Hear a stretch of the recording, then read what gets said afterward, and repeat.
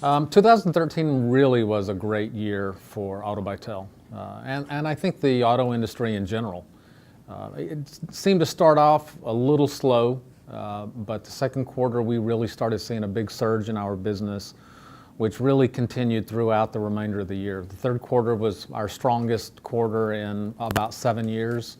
The fourth quarter was also incredibly strong. So, huge amount of consumer demand out there.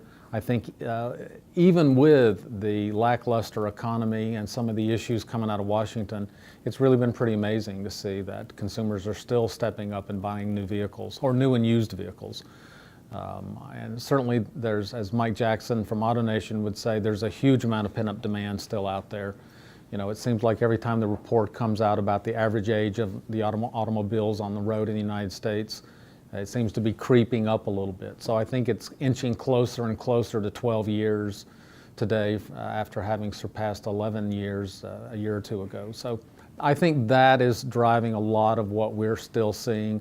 I think the fact that financing is back probably to pre-recession levels in every aspect.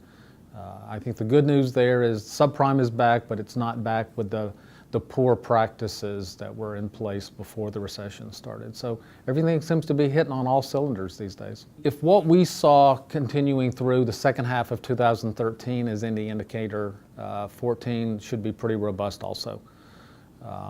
We rolled into the first quarter strongly.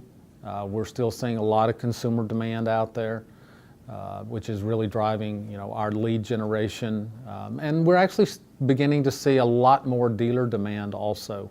We're getting a lot of inbound inquiries from dealers these days, and we're doing, I would say, a great job of increasing our dealer footprint and pushing more leads to the dealers that are already on our program. So we expect to see a pretty robust 2014.